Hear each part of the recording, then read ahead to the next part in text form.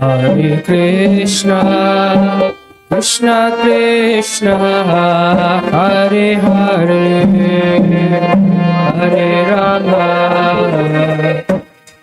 Hare Rama, Rama Rama, Hare Hare. Hare Krishna, Krishna Krishna, Hare Hare, Hare Rama, Hare Rama, Rama Rama, Hare Hare.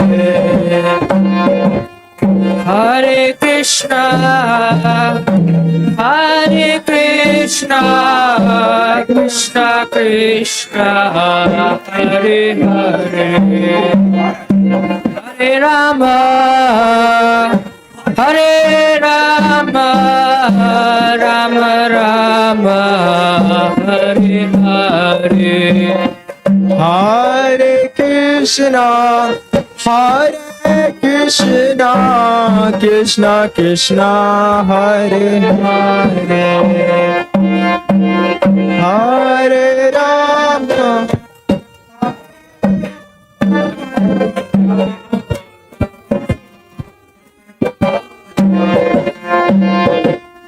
Hare Krishna, Hare Krishna, Krishna Krishna, Hare Hare, Hare Rama, Hare Rama, Rama Rama, Hare Hare.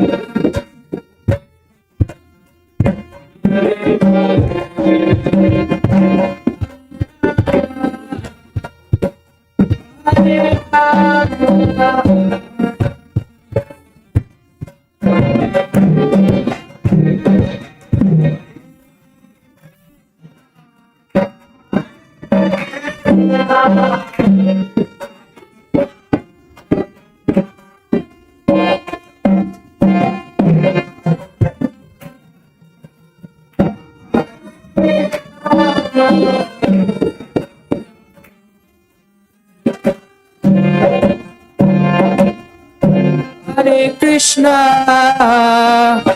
Hare Krishna, Krishna Krishna, Hare Hare, Hare Rama, Hare Rama, Rama Rama, Hare Hare, Hare Krishna.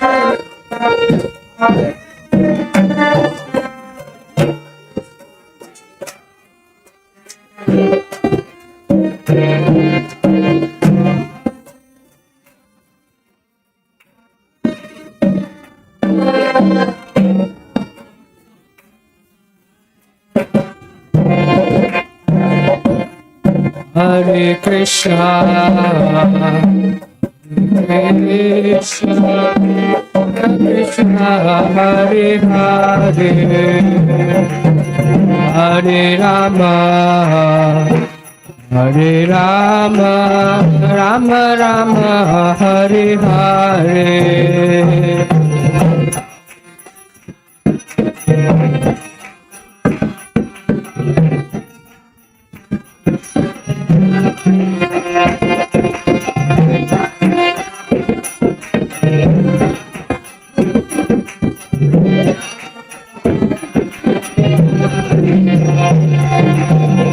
Hare Krishna, Hare Krishna, Krishna Krishna, Hare Hare,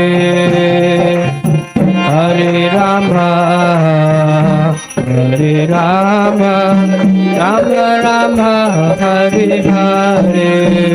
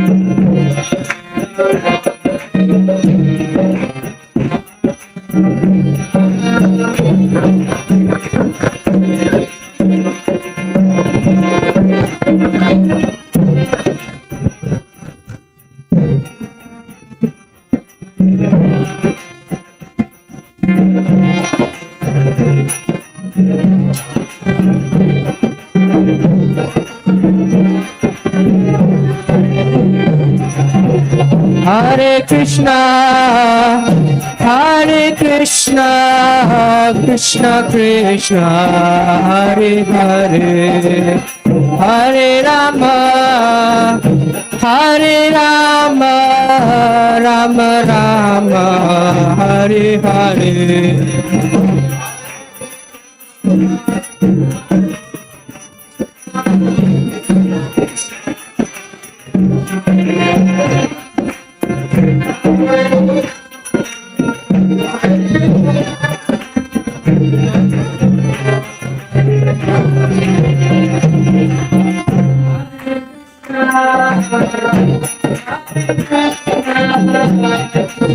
Krishna, Hare Hare, Hare Rama,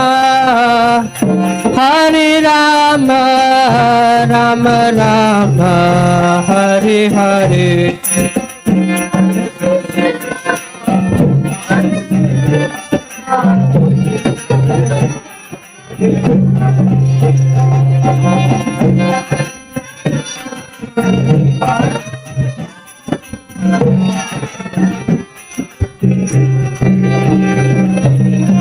Hare Krishna, Krishna Krishna, Hare Hare,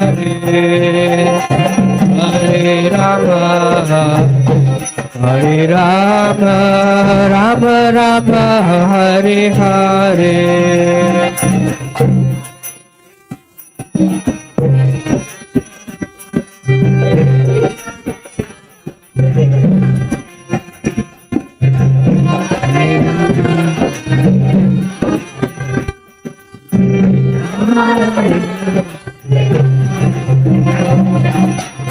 Hare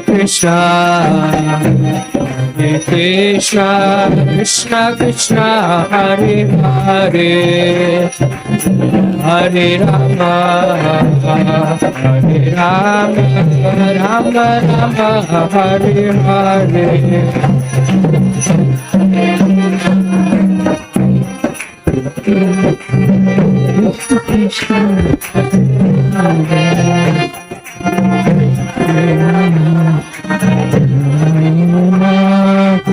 Rama Rama, Hare Hare, Hare Krishna, Krishna Krishna, Hare Hare, Hare Rama, Rama Rama, Hare Hare.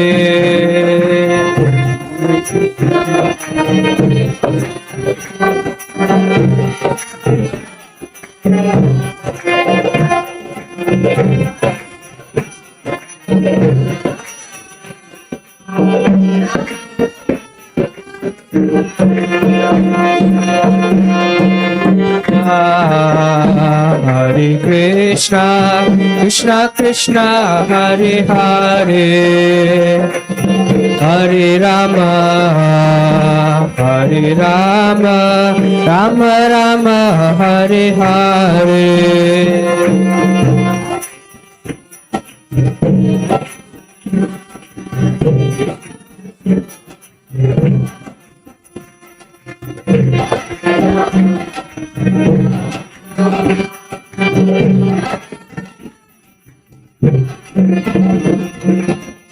Hare Krishna, Krishna Krishna, Hare Rama, Rama Rama, Hare Hare.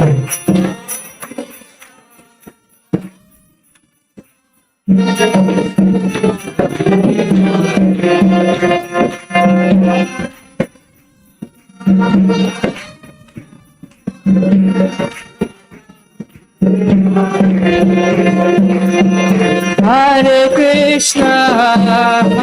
Krishna, Krishna Krishna, Hare Hare, Hare Rama,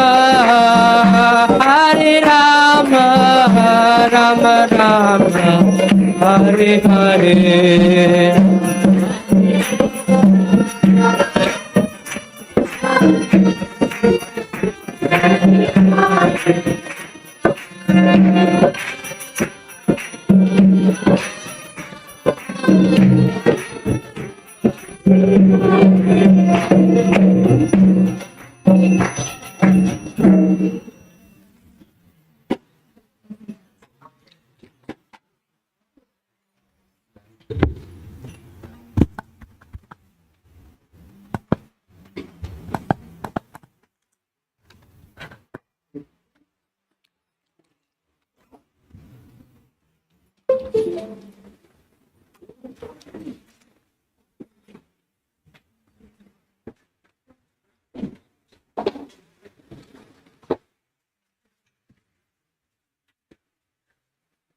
Nama Om Vishnu Padaya Krishna Prasthaya Bhutale Srimate Bhaktivedanta Swamin Iti Namine Namaste Saraswati. Do something. Gauravani Pracharine Nirvishesha Sunyavadi Paschachade Satarine Jaya Sri Krishna Chaitanya Prabhu Nityananda Shri Advaita Gadadhar Srivasadi Gaura Bhaktavrinda Hare Krishna Krishna Krishna Hare Hare Hare Rama Rama Rama Hare. This is the fanciest table I think I've ever seen.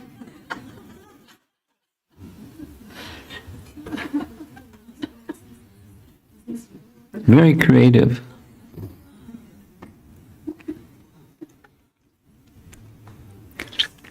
Amongst many days in this festival-filled month, today's the disappearance day of Srila Madhvacarya.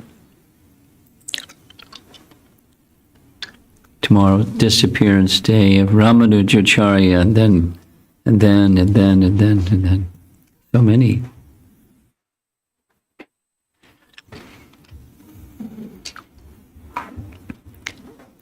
I borrowed a lot of this evening's presentation from our yatra to Udupi. So some of you were with us, some of you saw the recordings, and some of it's going to be repeat for those of you that already have seen. But because Brahma Madhva Gaudiya Sampradaya, he's such an important person, no problem to hear it again. And I'll be honest, many of the things that you'll see this evening, they were refreshing my memory from what we discussed some months ago. So we'll start with the history of Udupi itself, and then a little bit about who is Madhvacarya and we'll go from there. There's a history of Udupi where Parashuram has a big role to play in the formation of the land, because there's this nice description. After Parashuram completed his business, his traveling around the earth and chopping the miscreant kings, and many of them fled, he wanted to retire, according to the local history. And so he went to the shore of the sea, and he requested or commanded for some land where it could be very peaceful. And the arrangement was, with his chopper, his parashu, he was going to throw it out into the sea, and that much land would be given by the sea back. And so that's what he did. And this region that became then known as Malabar region is also the land where Parashuram resided. In this land, Parashuram Kshetra, there were two great acharyas. One of them was Madhvacarya, and the other was Shankaracharya. And they had a very significant role to play as they were near contemporaries.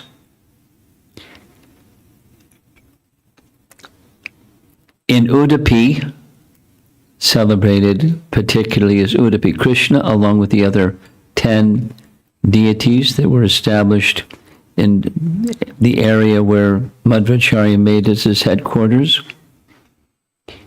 And celebrated also is this deity, the main deity that before Madhvacarya was born was the main deity for Udupi. In the local language, it's Odipu, and there's a meaning what those Sanskrit terms mean, but literally it means the city of the silver altar, or the silver seat or silver pedestal, because this deity, Ananteshwara deity, is situated on a silver platter, silver plate, a silver altar. And there's some history of how it got that name. On top of the silver pedestal or silver altar, there's the Ananteshwara deity. And we're going to hear a little bit of the history, how this silver pedestal or silver altar came into being. It had to do with a king in this area long, long ago. The king's name was Rama Bhoja, and he was the ruler in Parashuram Kshetra for quite some time. And he decided he wanted to expand his kingdom, and so he consulted the Brahmanas, and they suggested that he perform an Ashvamedha Yajna. Not only they suggested he perform an Ashvamedha Yajna, but as was the procedure, he, the king, was to plow the land where there was going to be a sacrifice, the Ashvamedha Yajna sacrifice was performed. And it was to the west side of a very ancient Lord Shiva temple. There's the deity of the Lord Shiva, deity showed with a crescent moon on his head. Chandra Mauleshwara Shiva. And because it was the custom, he was personally plowing that area chosen by the Brahmanas. And as he was doing like that, some great misfortune happened. Sometimes misfortune happens. And as he was plowing, preparing the ground for the yajna, the plow caught a snake, and instantly the snake died. And that was a very auspicious sign to begin the sacred yajna. So he was in great anxiety at the very beginning of this auspicious event, and he considered it to be a very grave offense. So because he was in Parashuram Kshetra, and the place was just by the side of the Chandra Moleshwara deity, he offered prayers to both Lord Shiva and Parashuram, day and night, with the request how to relieve himself of this sin at the beginning of this creating auspiciousness. It was the opposite.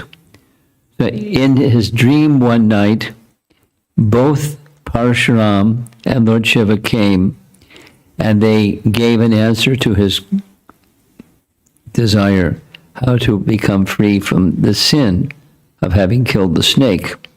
And there were 3 parts. Build a silver pedestal and place it exactly at the center of where the sacrificial arena was to be. So he did all these things. Construct 4 temples of snakes. Interesting request. Naga, Alyas, around Udupi, not specifically around the yajna area. And then donate his weight in gold to pious and worthy persons. And so, although it was a dream, he accepted it, and he did all 3 of those things very quickly. In the local language, the scale for weighing his own weight is called the tulu.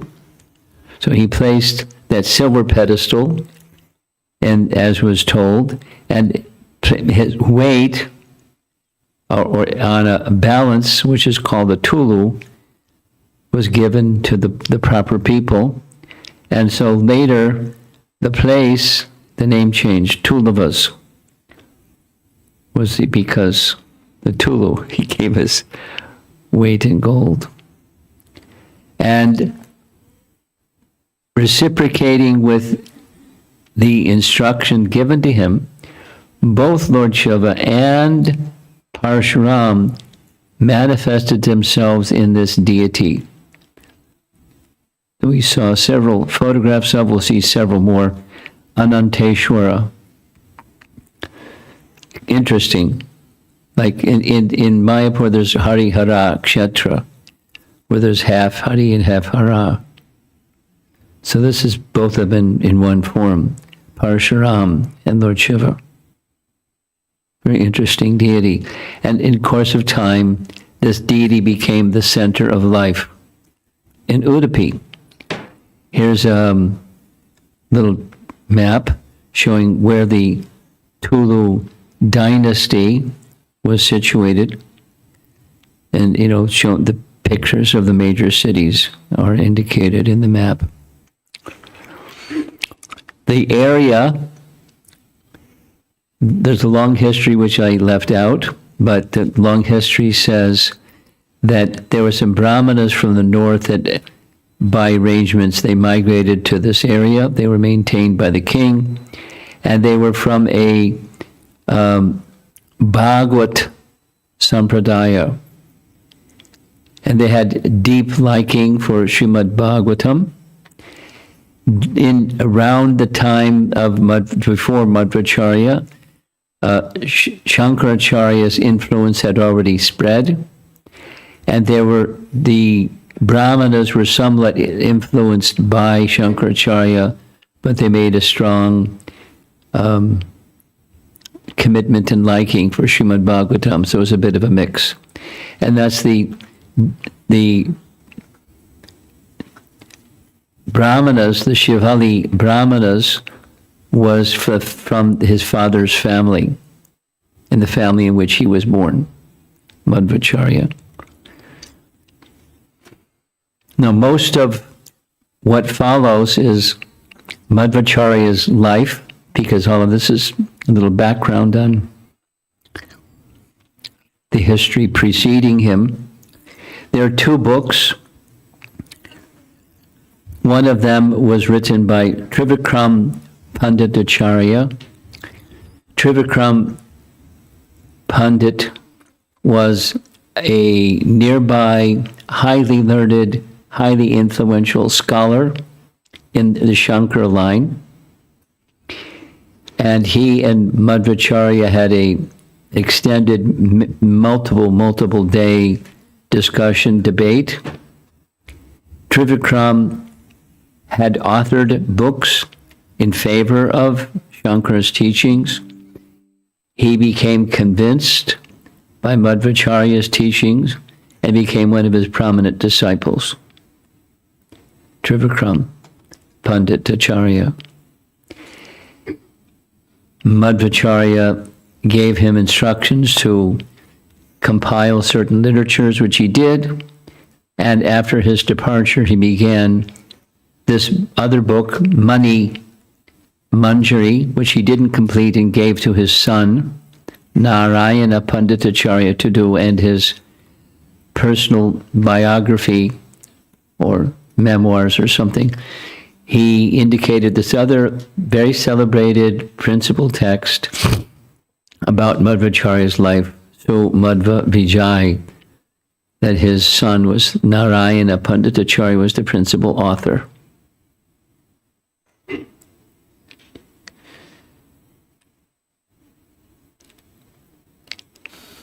Yeah, there's more to say, but that's okay.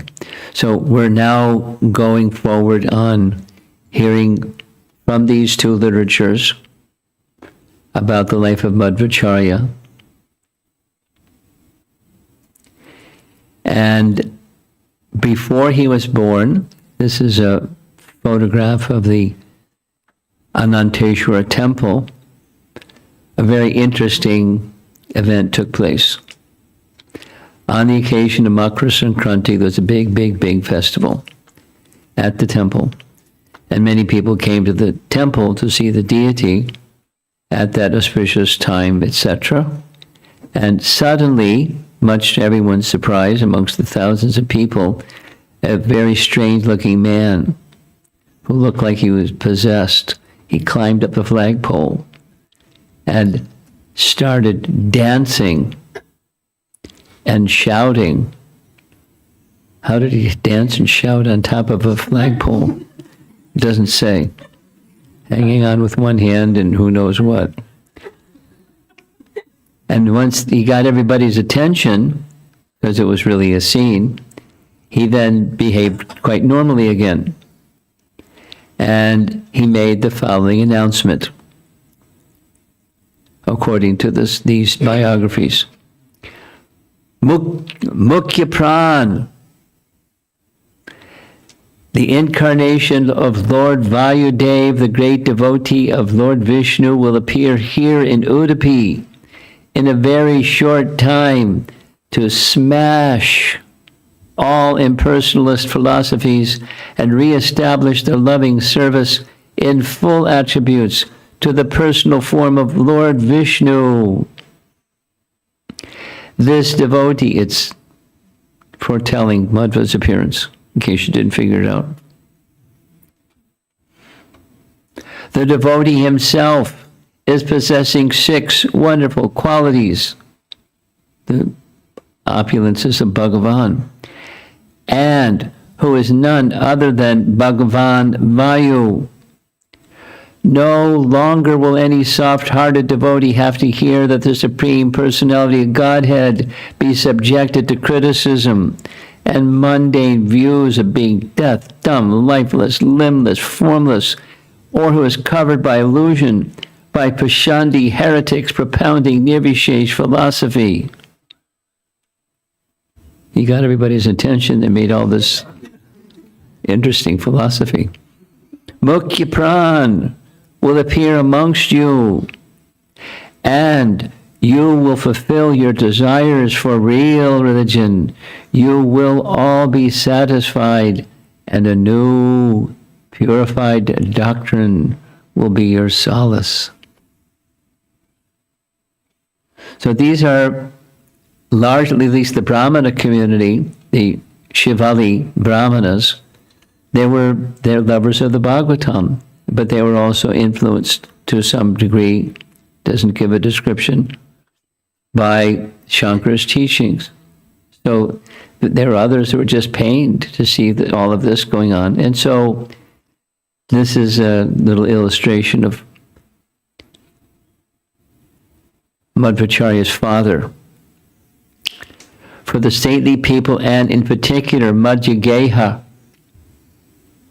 the prospective father of Madhva, this news was an assurance of better times to come, as they were eager for clarity on loving devotion to the Supreme. So the announcement, he's going to come. And then he comes. So his father was known by two different names. The residence of his father was some distance from Udupi. To get to Udupi from the place where his father lived took about 3 hours walking. No problem. And here's an interesting mountaintop. On top of the mountaintop, there's a deity of Durga. The deity of Durga was established by Parashuram to protect this area. We'll see the deity in a moment. So here's the long drive to get up to the top of this mountain. And Vimana Giri is called, or Kunjara Giri. And the area is Pajaka Kshetra. Pajaka Kshetra. We'll hear that name several times because that's where he was born. Madhvacarya is where his father lived. Here's the deity of Durga. And Madhvacarya, nice painting here, he was born to Narayana Bhatta. That was his father's name, also Madhvacarya.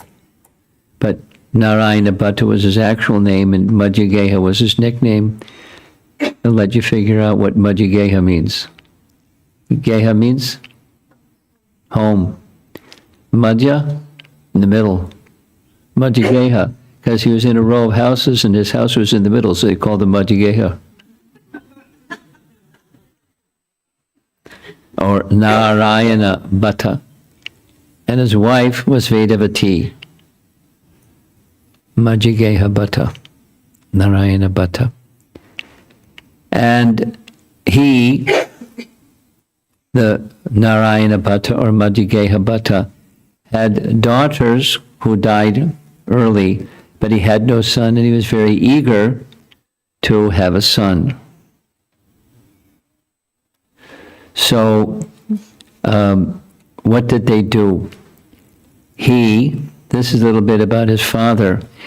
From his childhood, he was very scholarly, born in a Brahmana family, having a liking for Srimad Bhagavatam, and he was always very eager to hear topics about Vishnu, Krishna, the avatar forms of the Lord, and he regularly went to Udupi to worship and offer prayers to Ananteshwara. They had their home deity, and the temple deity was important to him also. He was renowned for his recitation both of Bhagavatam and Mahabharata. Here's a little bit from these biographies. It said that he was so skilled in reciting Bhagavatam and Mahabharata that the demigods would descend from the heavenly planets to hear him speaking, and they would shower flowers from the sky. And his son, of course, Madhva, later, became a commentator on both the Bhagavatam and Mahabharata. Now, the Mahabharata commentary, maybe some of you heard, it's well known. Mahabharata Tatparya Nirnaya. Who here has heard of that book? One. Okay. You'll hear some more about it.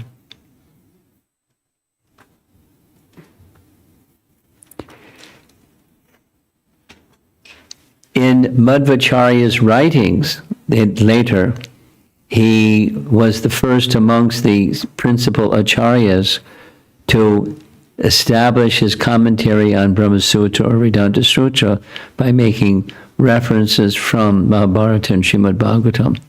I mean, it would be natural, because Srimad Bhagavatam is the natural commentary of Vedanta Sutra. So why not? But it was unusual because others would make their commentary from the Upanishads and the Shrutis, largely. But like father, like son. This is a photograph of their temple deity, their home deity, Ananta Padmanabha. So being sonless, he was anxious. He went every day, which is a few hours away each way, worshiping Lord Ananteshwara, making appeal that he could have a son, a qualified son. He did this for 12 years. 12 years. Every day, making prayers to Lord Ananteshwara. And after the 12th year, he and his wife decided they should perform Garbhadan Sanskar with the blessings of Lord Ananteshwara. They conceived a son. In this Madhva Vijay, it's described Lord Vayu, or as that proclamation was made, Mukhya Pran, entered the body of the wife in his partial aspect. So it's a big deal. It's a big factor in who is Madhvacarya. It often speaks of him simply as Vayu. And more specifically in this commentary, a partial aspect, an angsa of Vayu under the order of the Supreme Lord entered into Vedavati's womb. The comparison is made just as a king enters a decorated city. So also Mukhya Pran entered into her womb. There's a further detail that the initial conception was an associate of Kuvera. The soul was Mani Bhadra, an associate of Kuvera. But when it was time for the child to appear in the last stage of pregnancy, Vayu, the deity of the wind, entered Vedavati's womb, and Mani Bhadra moved out. Don't ask me how that happened. Just as wind entering an enclosed space can displace objects in that space. And so, shortly thereafter, the child took birth. He gives the date of his birth in the village of Pajaka Kshetra, 1238. He lived to be approximately 80 years of age. And when she was giving birth, her husband was sent to Ananteshwara temple offering prayers to the deity. Because they're exalted brahmanas, they did all the rituals that one is to perform on an occasion of birth. And he was given the name Vasudev. And by horoscope and other means, they could understand he had many good qualities. So because the child was born, their understanding was by the mercy of the deity Ananteshwara, so they went to bring the child to the deity of Ananteshwara. There was some event along the way, and et cetera, et cetera, et cetera. Skipping those details, they finally made it safely, and the child, new infant, was placed before the deity.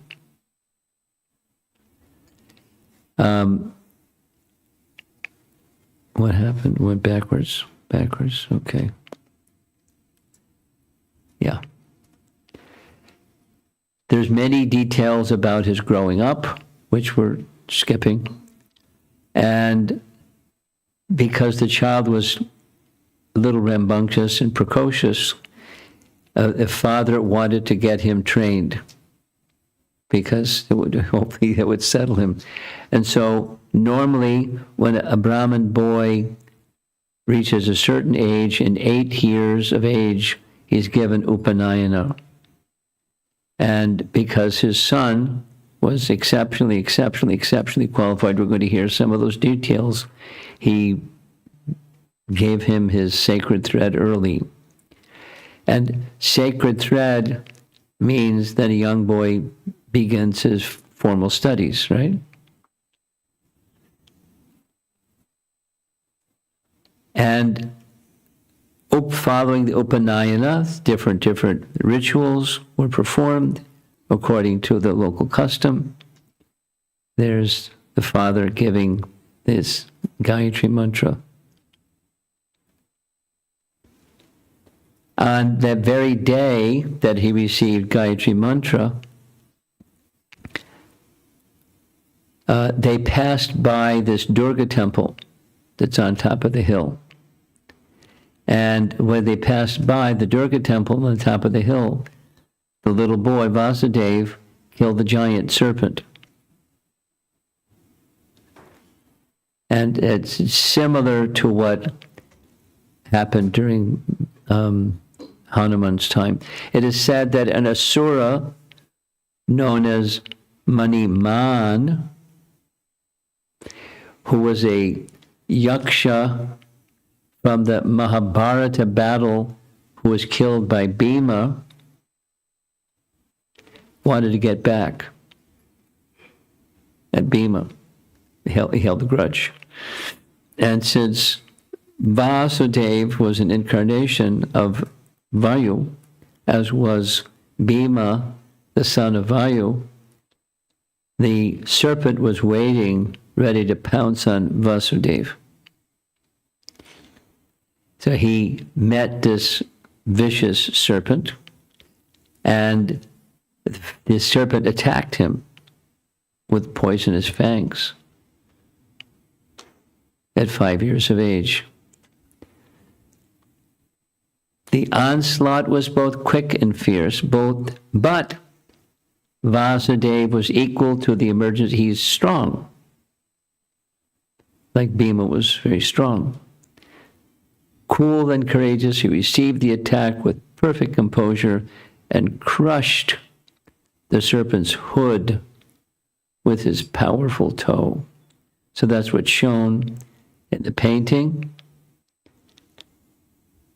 There's Bhima, there's the little boy, and there's the serpent. And here's a painting of the same. And so his father came to know what happened. The serpent was attacking him in a big battle, and his son killed a giant serpent. And his mother was in some anxiety. Where's my son? Where's my son?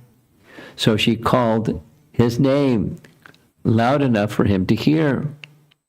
And so what did he do? He did the Hanuman.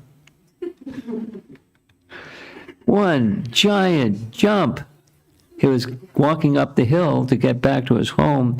He heard his mother calling, and he jumped and came in for a landing right in front of his mother and said, Haribol.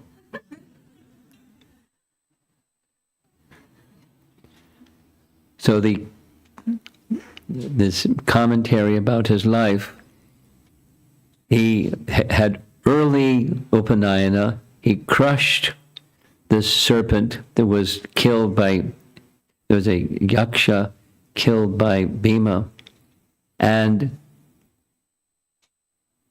he ended it with a big jump like Hanuman. So the painting, the illustration is showing, of course, there in the center, there's Madhvacarya, and each of these three, Madhvacarya, Bhima, and Hanuman, they're manifestations, one form or another, of Vayu. So there's this almost like synonymous identity that many draw. They're the same, just in different times and different circumstances. This, as you see on the sign here, Pajaka Kshetra, that's the place where he came in for a landing. And they have a little commemorative marking where he landed. And they built a temple there. So after Upanaya comes Gurukul, and the Gurukul that was selected for him to attend was a very celebrated person, a Gurukul teacher, a local school teacher, whose name was Totani Tilaya. And he had this name because he had some tota, he had a garden. And he used the garden for production for his family and for his students, etc. But he was a very respected teacher of children. His father was relieved because there's many things I left out, but he'd go wandering off and no one knew where he was for the longest time, and he traveled for huge distances, and there's his father looking like for a needle in a haystack. And he found him in front of Ananteshwara temple, just offering prayers to Lord Ananteshwara. And he had many adventures in between. So his restless boy that now has a good teacher, and his father's very happy. And he had other Brahmin boys in the area to be with. And what do boys do? Sometimes wrestle. Sometimes. And guess who would win? Madhva. Very, very powerful, etc. Like Bhima, very, very powerful. Very, very powerful. And he was a voracious eater, and there's a whole story about how his sister, when the boy was hungry, she gave him horse pulses, which are indigestible, except unless you're a horse. And he ate the whole thing. He wanted more. Anyway, so he has characteristics like Bhima and Hanuman. Now, here's this 5-year-old Madhva, or Vasudeva, misbehaving in the classroom because he would always run home to get something to eat right in the middle of class whenever he get the chance. And his teacher thought he wasn't doing any of his homework. So one day, his teacher became angry and chastised him. Why don't you study with your friends? Why are you so indifferent to your studies? And he said, I already learned all this. And so I'm completely up to date. So his teacher challenged him. Let me hear. So he not only told all the verses and all the lessons that they had just learned, he told the ones they hadn't learned yet. Recited them all, and the teacher was a little surprised. Not only did he know the verses, but he pronounced them with such clarity and perfect pronunciation that the demigods in the sky wanted to know, who is this boy? And his teacher started to figure it out again and again and again. His student was such a highly learned person. They gave him a title, Anuman Tirtha, because when it came to explaining things, he always knew the exact verse to explain things, even if they hadn't studied it yet. There's an incident during his school days. One of his school friends had an acute headache, migraine headache. So Madhva blew in his ear. And not only the headache went away, but the boy was able to see his multiple past lives blowing in his ear. Vayu. An incredible young boy. When it came to the study of the Upanishads, his favorite Upanishad was the Aitareya Upanishad. This comes with his departure, pastime. It was his favorite Upanishad, and he and understand it and remember it and recite it perfectly, having heard it just once. And it said when it was time for his graduation from the Gurukul, his graduation gift, his dakshin, was to explain to his teacher the Upanishad.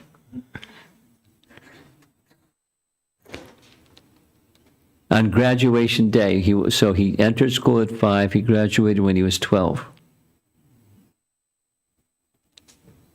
And the teacher got this very special benediction from his student, how through the teaching of Aitareya Upanishad, the devotion to the personality of Godhead is the path for achieving spiritual perfection. That's why he liked it so much. Now, lots of things happened after 12, because he left this world when he was 80. So many, many, many things happened. I'll just say them quickly and lightly without all the pictures. He had some affinity for renunciation. His father got a little nervous about that. And so his father placed this obstacle, that obstacle, the other obstacle. Nothing worked. His son was becoming more and more acute and intent on, and then he met the sannyas guru, and he was locked in. He wanted to take sannyas as a young boy at 12. And his father tried this, his father tried that. His father played the mother card. Excuse me. If your mother says okay, then okay. But she was already prompted, don't say okay. He said, his father said, if you take sannyas, I'll kill myself. And he took his upper garment, he made some copings, he said, I challenge you, go ahead. He said, all right, you win. But if your mother says okay. So I went to his mother, and she said no. And he said, if you say no, that's okay. I won't violate your word, but I'll leave home and you'll never see me again. If I take sannyas, you'll at least see me again. But if you say no, I'm leaving home. And you'll never see me again. She said, okay, take sannyas. There's obstacles in life, right? Just yesterday, we did the Hanuman's obstacles, crossing the sea, and no, he didn't use his brute strength, except for the last two. He used his intelligence. So sometimes that's the path to go. That's what Madhvacarya did. And he accepted the order of sannyas. He's a young man. And he then began his preaching. And he was, one of his celebrated acts was he liked books, and he kept a library. There's two versions. The library burned in a fire. He made references from many scriptural texts that are not to be found anymore, but they're accepted because he's such an authority and had such a library that it's accepted. Everyone accepts.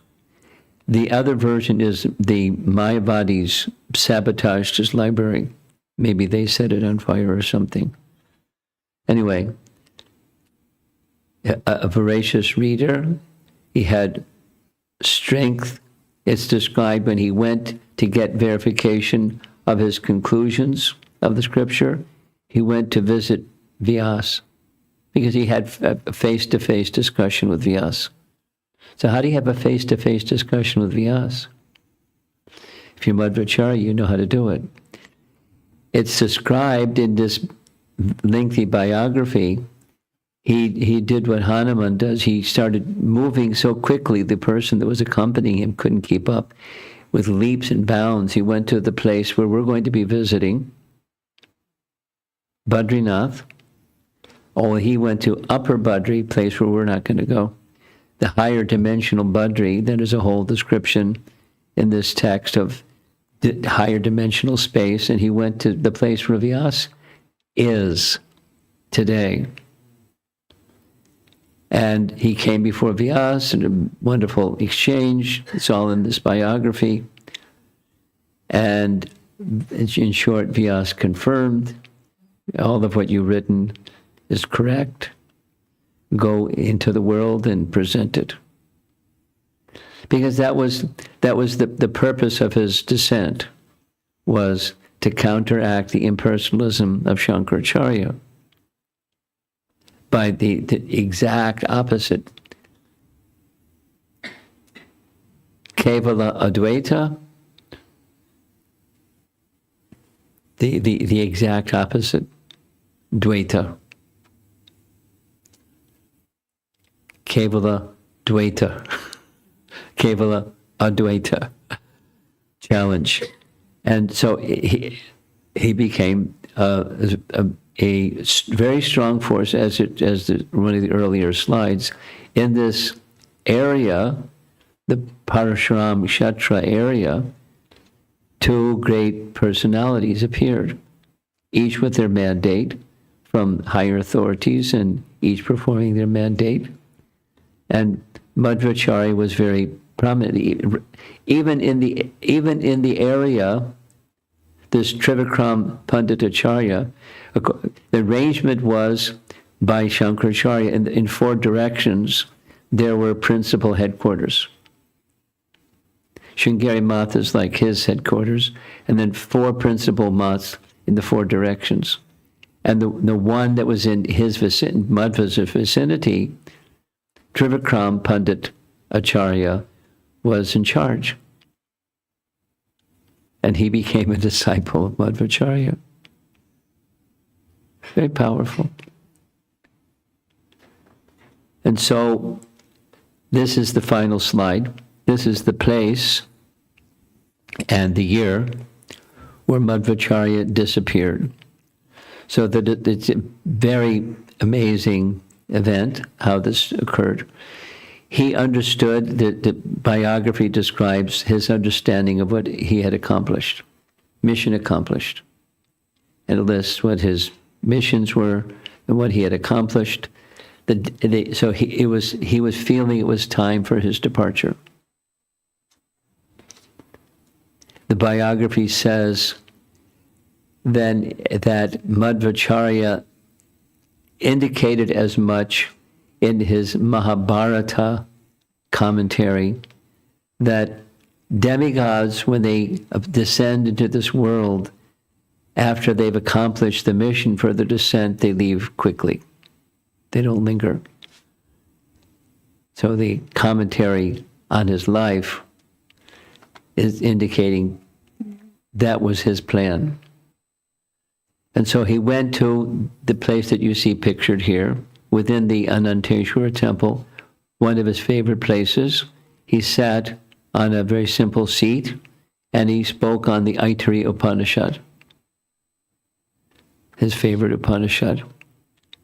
And when he completed this message, the persons in the audience were stunned at the eloquence, and they began offering this praise and that praise and this praise and that praise and the other praise.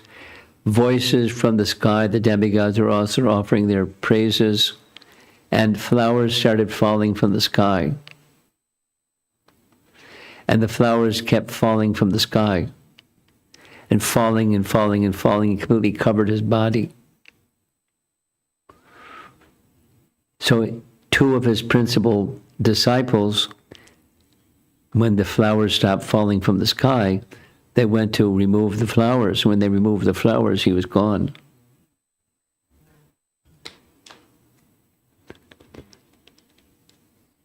That was his disappearance pastime. And this is the place where it occurred.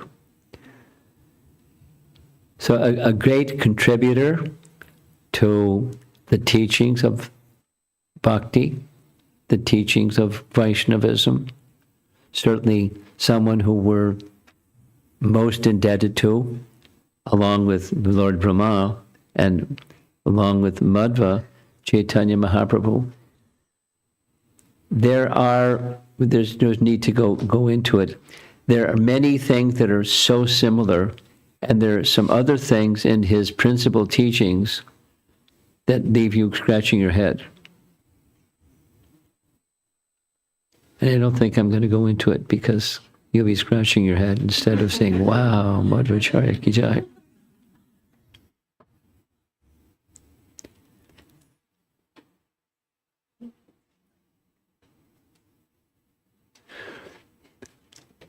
Recently, a question came up, and Madhvacarya to the rescue to answer the question. Somebody asked the question, I heard that the hunter who shot Krishna in the arrow, in the heel with an arrow, in his previous life, he was Vali. And he was getting back because Ramchandra shot Vali and killed him. So in his next life, he became Jara, the hunter, and shot Krishna in the heel and killed him from a heel wound. Is it true? So a little research, and it turns out Madhvacarya to the rescue. He didn't refer to this misleading information. Rather, he gave a very different explanation. That the person who was Jara, it's right in the Bhagavatam, 11th canto. Brighu, in this whole description in the 10th canto, where Brighu was on a mission to find out who is the greatest amongst the 3 deities, Brahma, Vishnu, Shiva. So when he kicked Vishnu in the chest, it was such a heinous sin that he had to take birth in his next life as a hunter. So who Jara was in his previous life was Bhrigu Muni, getting a reaction for the sin of kicking the Supreme Lord in the chest.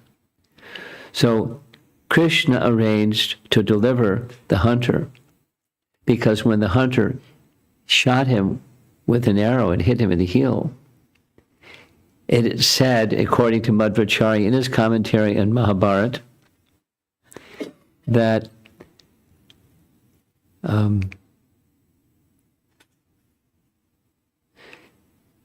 he appealed to Krishna for forgiveness when he realized it wasn't a deer. It looked like a deer. It wasn't a deer. It was Krishna. And he shot him with it, and so he begged forgiveness. Krishna gave us forgiveness, And he then returned to his previous, according to Mahabharata, the previous exalted position amongst the demigods, Bhrigu Muni.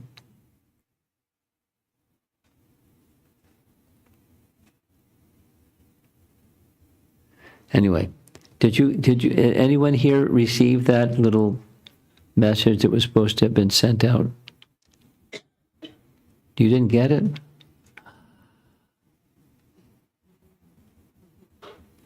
Who should I send it to so it can be circulated? There's two documents.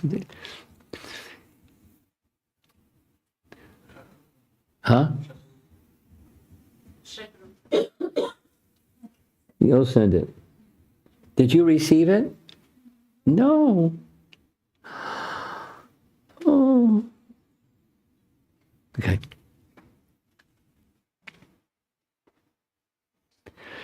How do these personalities understand these things? They understand these things because the personality of Godhead discloses things. That is how we're to understand. These most qualified individuals have access to understandings that we don't have access to because they have a password. Their Krishna conscious password. And then understandings are imparted to them and they share those understandings because otherwise we're not going to know.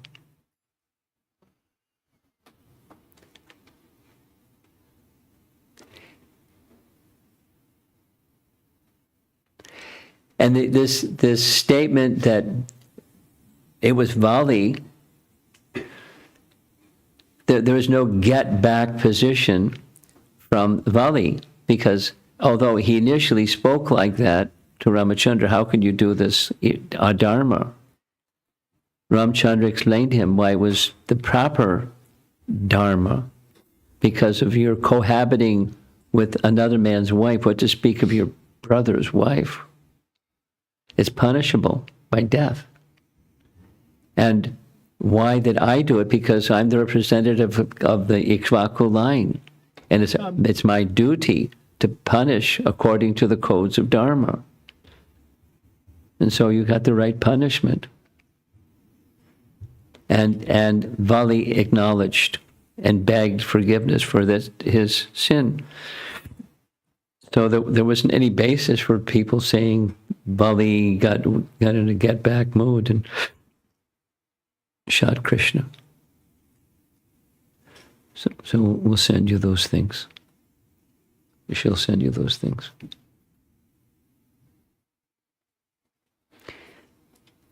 So Madhvacarya's disappearance. There's the dates, there's the place, there's the spectacular event covered in flowers, and then when the flowers were removed, so was he.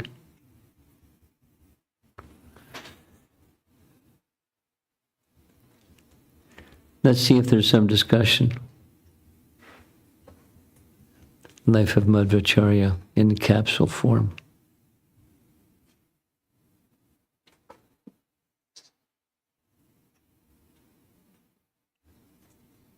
Yes?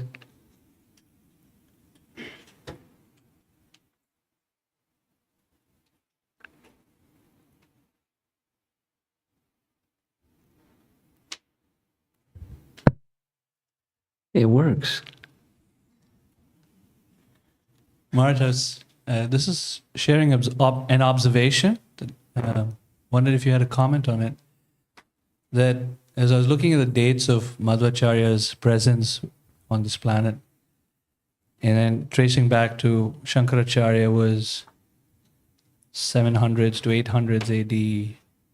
Then Ramanujacharya came from 1000 to 1100. Then Madhvacharya 1200, 1300, and Chaitanya Mahaprabhu. Yeah, they weren't contemporaries. My mistake.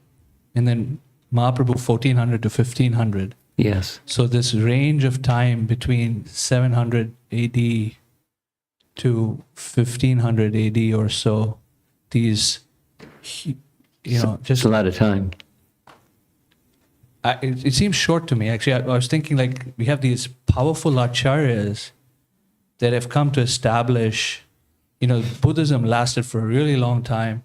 Then Shankaracharya, Ramanacharya, Madhvacarya, Mahaprabhu all came in quick succession.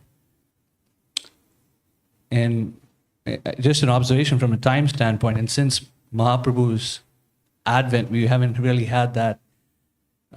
Didn't need to, but I'm just saying that kind of acharya has not come to change the philosophy, so to speak. It's been Mahaprabhu's philosophy since then. But they came to reassert it. Reassert, yeah. Because through passage of time, it became not only diminished, but distorted. Particularly, that was Bhaktivinoda Thakur's challenge. Apasampradayas. Well, also maybe a question, Maharaj. So prior to Shankaracharya, what was the prominent philosophy through India that was I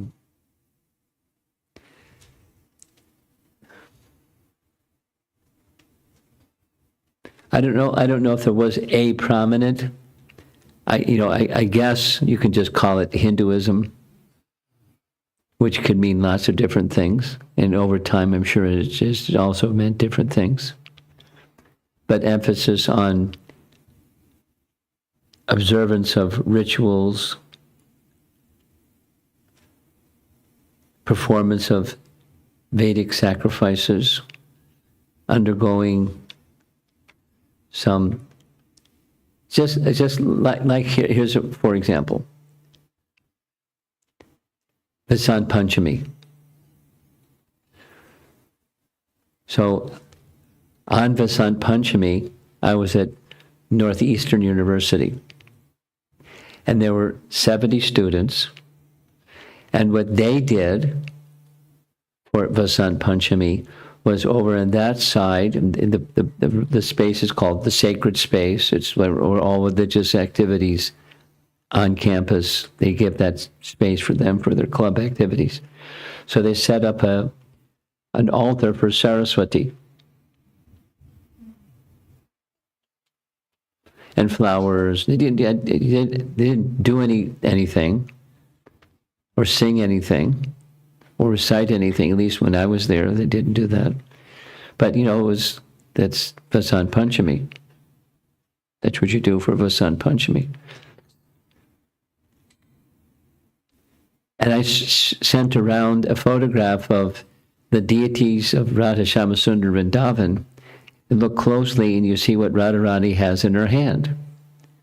It's the same instrument that Saraswati has, the goddess of learning, Saraswati. Because she's Radharani's expansion. And there's authorization in Chaitanya Charitamrita to say exactly that. The queens, I'm going away from your question, but I'm just enjoying another topic. The queens of Dwaraka, the gopis of Vrindavan, the goddesses of fortune in Vaikuntha realm, and all these different devis, Durga, etc., they're expansions of Radharani.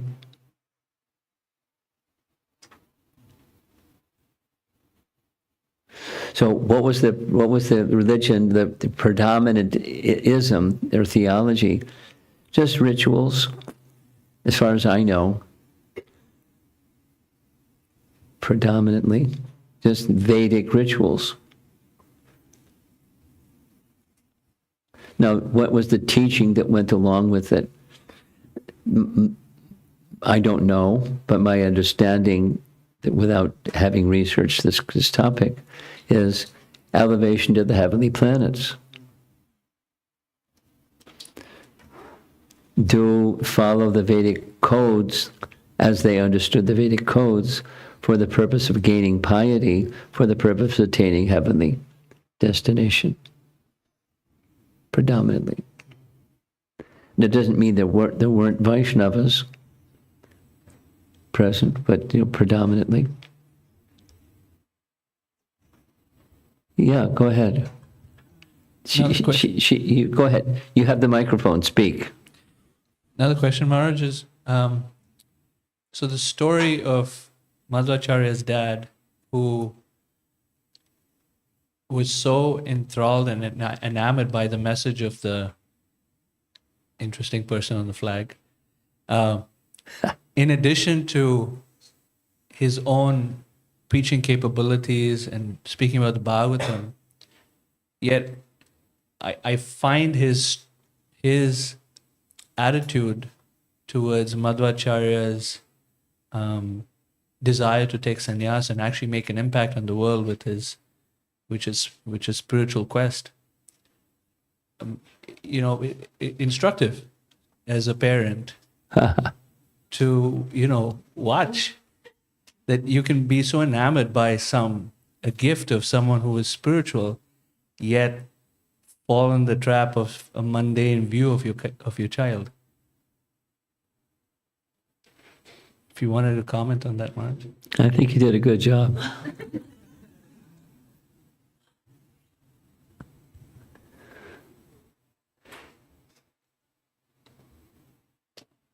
Knowledge alone is not enough. He had more than knowledge. He had bhakti. 12 years. Every day, 3 hours each direction. Offering the same prayer.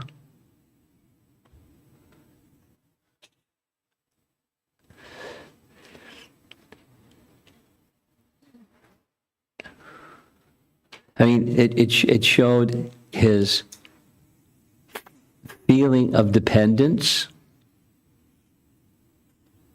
upon this form of Ananteshwara.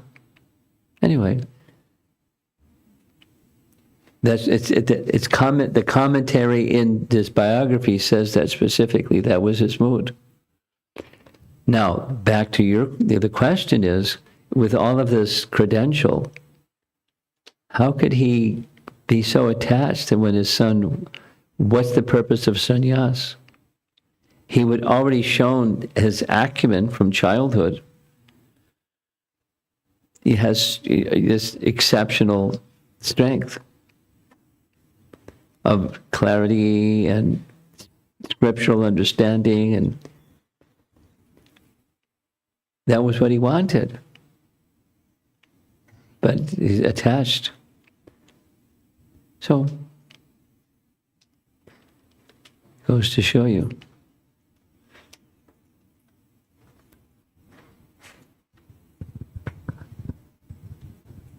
Krishna Maharaj. So, Buddhism started as an offshoot of Hinduism. That's my understanding. What is? Buddhism. I'm listening. Started as an offshoot of Hinduism, the so-called Hinduism. No. Why do you get that idea? Originally, in the earlier times, the so-called Hinduism was there, right? Worship of all devatas and all that. Yeah. And that was his question. Now you're answering his question. No, I was thinking similar lines, but a little differently. So then Buddhism moved out of India. It went to other Asian countries. No, it stayed in India too. But now we don't have any Buddhists. But you're doing history. Let's do the history again. The springboard that you were jumping on said Buddhism is derived from Hinduism, and I wanted you to explain. And now you're off in some other country. But let's just stay how it started. Where it started was in India. And the headquarters for teaching Buddhism was in India. Yeah. And it spread through India, not just outside of India. Right. But anyway, the percentage of Buddhists in India at this time point is very minimal. Oh, yes. Yeah. Oh, yeah. So then Shankaracharya came, and within a very short time, impersonalism was Big time. Big time. And then Madhvacarya came and he was able to completely subdue that. Not completely subdue it, please. To what extent? Well, it was very prominent. It's still prominent. Yeah. It is still there. Yeah, impersonalism is still there. Oh, yeah. Yeah. It's not light, but still there. It's prominent. So then other Vaishnava Acharyas and of course Lord Chaitanya Mahaprabhu, and ultimately that this path of bhakti that is taught by Lord Chaitanya, we understand as the culmination of these Vaishnava teachings. And we are only at the very beginning of Kali Yuga, and there is a lot more time to go. So within a short time, all these things have changed so many times already. Yes. So is there anything in like Bhavishya Purana or some literature like that which predicts what will be the course of this, how to say this? Well, the only reference I know, and I'm not, this is not an area that I know too much about, the 10,000 year figure.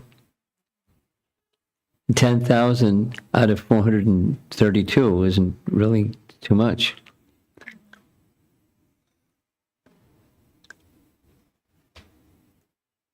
So that answer your question? That means kind of for 10,000 years chanting. We have a good chance. The window closes.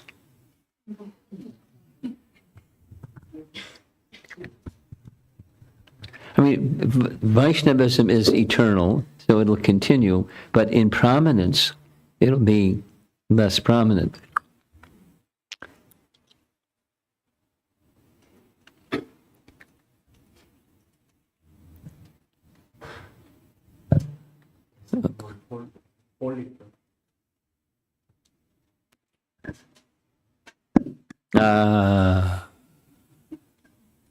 Hare Krishna, Guru Maharaj. Guru Maharaj, my question pertains to Upanayana. So we understand the importance of samskaras, but how prominent is samskaras and Upanayana, specifically Upanayana, within the context of Gaudiya Vaishnava?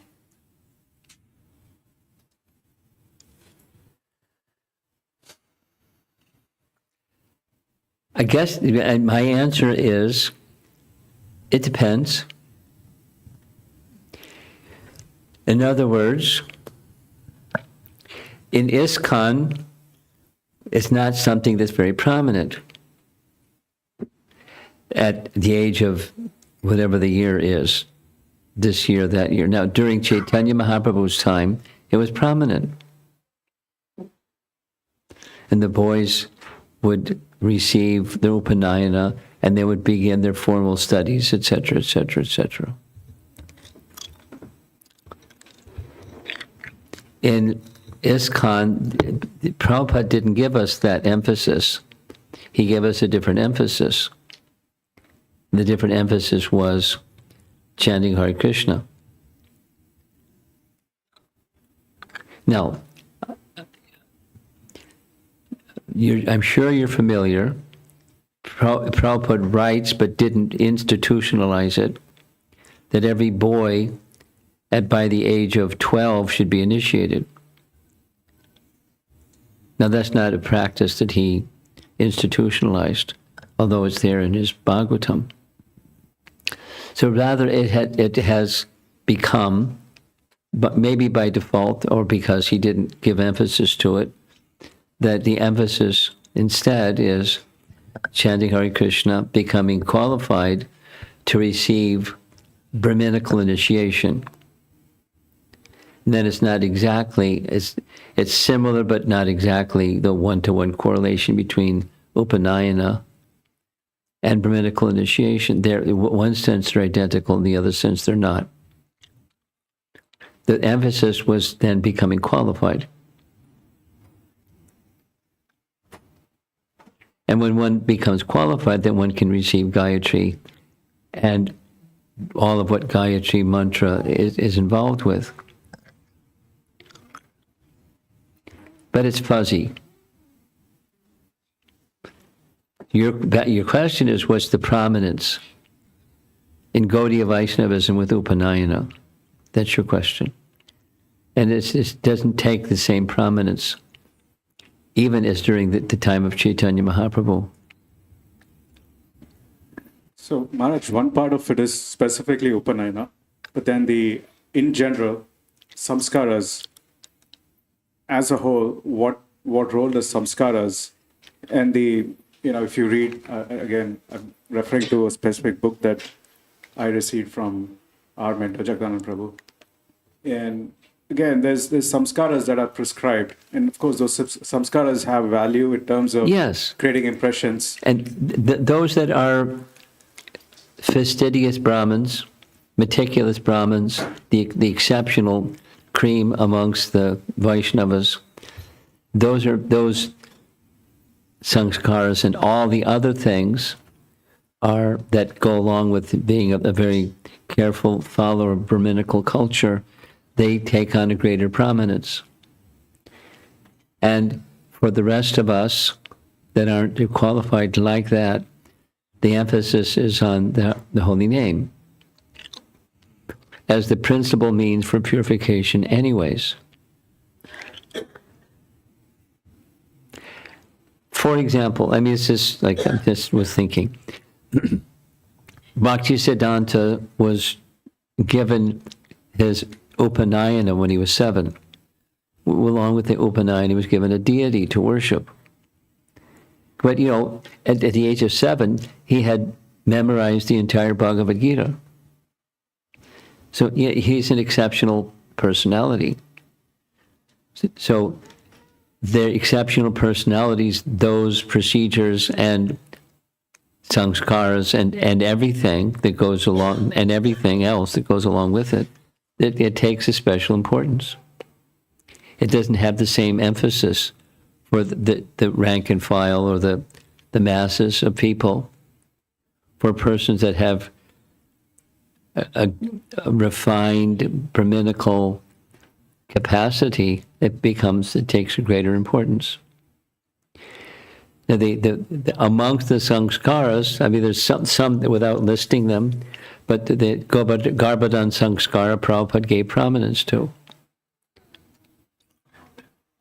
And others he didn't give, although they were observed, he didn't give the same prominence to them. Like the Upanayana is one of the sanskaras, but it was put in another position.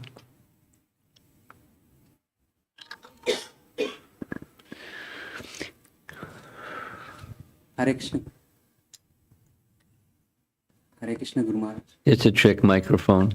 You have to do a cartwheel and then it'll turn on. Hare Krishna, Guru Maharaj. There you go. Okay. Hare Krishna, Guru Maharaj. I heard that, Lord Krishna ordered Lord Shiva to appear in Kali Yuga as Shankaracharya and preach the impersonalism. So I wonder how come the Lord himself is trying to bewilder the jivas with a impersonalism which is not the highest understanding of the Supreme Lord. So I'm just curious.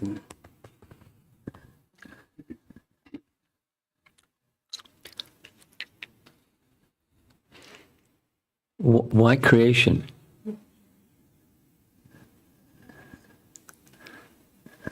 Why does the Supreme Lord make an arrangement for people? The answer is because the free will of living entity is reciprocated with. And this is one of them. Wanting to be the Supreme. Not wanting to be the servant. It was an antidote for Buddhism. So why Buddhism? People wanted it. It's the free will of the living entity is reciprocated with by the master. He doesn't want nirvisheshunyavadi. He wants the opposite. But the living entities want. misuse of free will. And so he facilitates.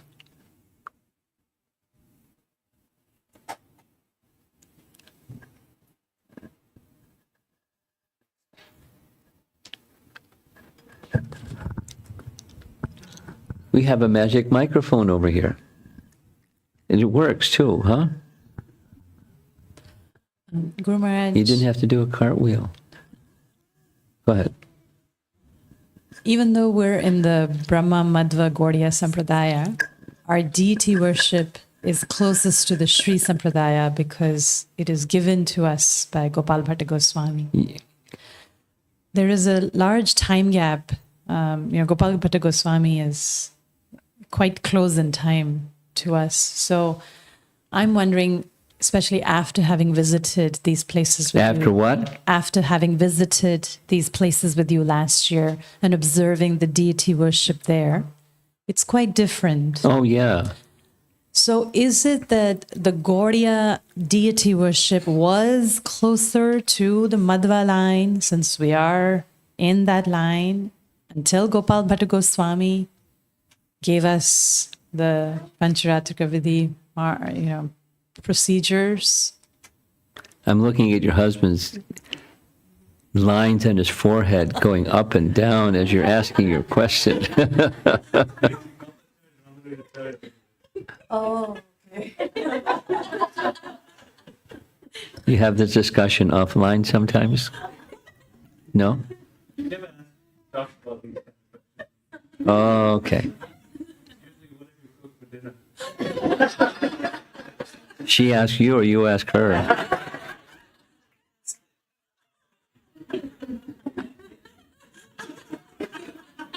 You weren't supposed to know that.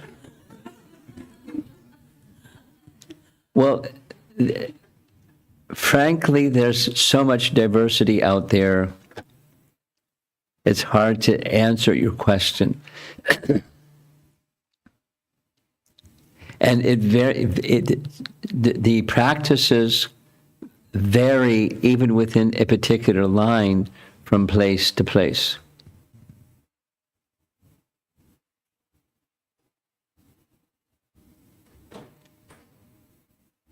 Here's a little for example.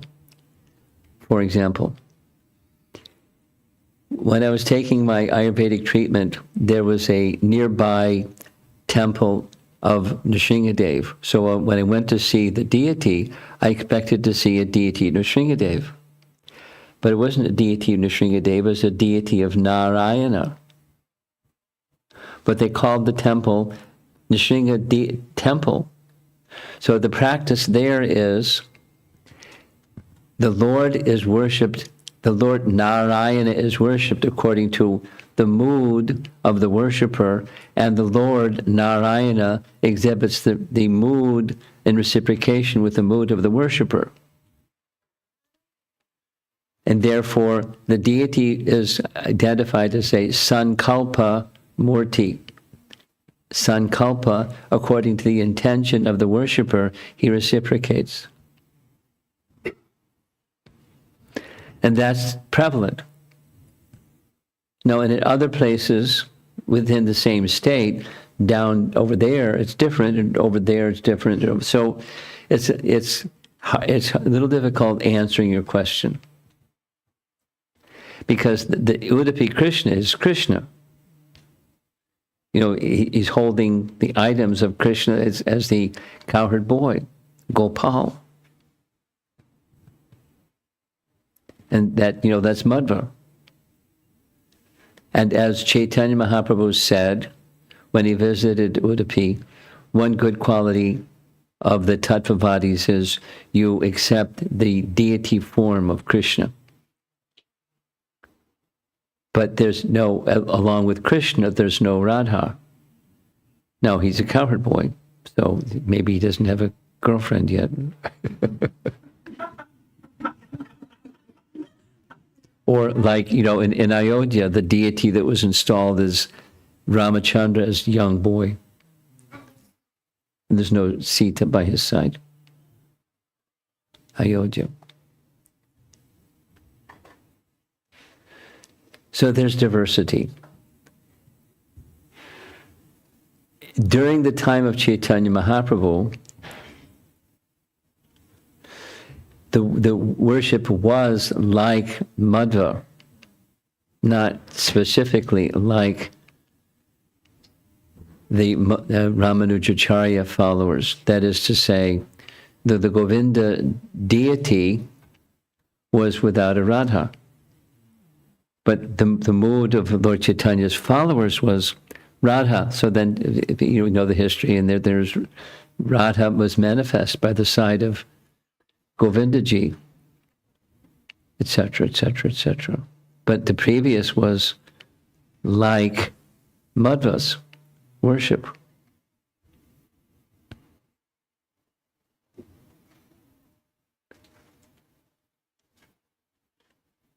Do you have, I'm looking at you, do you know where that sound is coming from?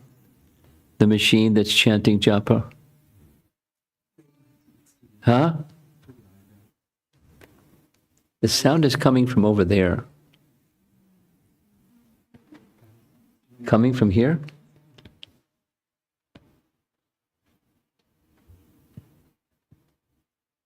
Okay. One more question. Oh, two more questions. Amara, you got to have Amara give the microphone. Go ahead. Hare Krishna, Guru Maharaj. Thank you very much for enlightening us with the life of this great personality. I was thinking that recently I was reading about Srila Bhaktisiddhanta Saraswati Thakur, and like similar to his life, Srila Bhaktivinoda Thakur was also praying for a ray of Vishnu. Yes. So time to time, many acharyas have come to, slash the whatever going against the principles. But still, those apasampradayas also remained. We see that now also, like Sakhi Beki and all those are there in Vrindavan. So my question is, are we to understand that their arrival in this world is a chance? I mean, it's just for us to understand. And they give mercy to some people, like Bhaktisiddhanta Saraswati Maharaj initiated many disciples. He used to do what? He initiated various disciples. Many, Yeah, thousands. So should we understand their coming to this world and still the apasampradayas being still present, that it's an opportunity for all those who can take something from their life. And they are showing mercy to many people by giving initiation. And so it's all about the free will choices. all about the previous. Free will choices of people. Yeah, but just a little editing in the context or the preamble of your question. Many exalted personalities gave their mercy without giving Diksha. So several times you repeated the number of disciples that he initiated. But giving mercy that's not the form of it. It isn't a prerequisite of the form of mercy. But the rest of your question is kind of restating what we all know. When mercy comes and persons are even oblivious to what mercy is, but somehow get in the way of that mercy, then the mercy expands. And the recipients of the mercy expands, and they can do with that mercy that they received whatever they do with it. But you're just restating what is a basic principle of disciplic succession. Sounds like. Yeah, Did I miss something? No, Maharaj. Yeah, it's Okay. pretty much that. But I was more like concerned, like with still the upper sampradayas are existing. So many. Oh yeah. Yeah. So yeah. But at least there are persons who are, for example, compliments of Bhaktivinoda Thakur. He identified them by name and the particulars of this one, the particulars of that one. And there can be new varieties of the ones that weren't part of those 13. But at least at least by a great acharya like Bhaktivinoda Thakur, the principle of Apa Sampradaya is now understood, and the features of some of them are now understood, and we can be cautious about what they might be. Okay? So much. Yeah. You want to say something more? It's a little different. It's just curiosity question, Maharaj, that in the beginning, Lord Parshuram went to the ocean to ask for a piece of land. He didn't have to ask for anything, but that's what he did. But he's asking land from the oceans. That's right. Why not? He can do what he wants. Okay. Thank you so much. So the ocean withdrew and gave back some land. Here you go. Yes. No problem. Look, if you're facing Lord Parshuram's axe, you do what he says, right? Thank you so much. Okay. Yes. Krishna Guru Maharaj. It's intriguing to Speak louder.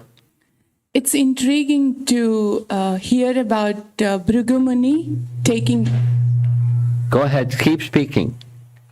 taking birth as Jara. He had committed an offense, Yes, so big one. he had to take birth as this hunter, and again he committed an offense in Krishna's pastime as well. Having tough time to understand that, Guru Maharaj. Krishna gave him an opportunity to rectify himself. That's the punchline, or the bottom line, or the main message. Krishna knew, oh, my dear devotee, Bhrigu became a hunter. Let me go rescue him.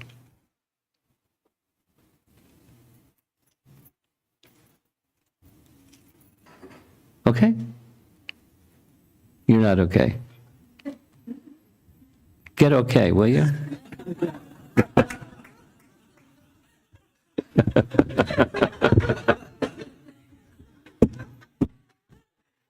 Microphone stand is on strike.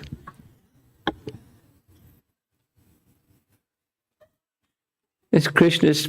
It's an exchange of love between Krishna and his dear devotee.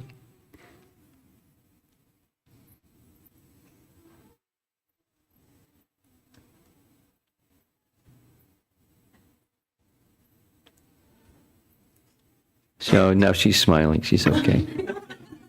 Srila Prabhupada ki.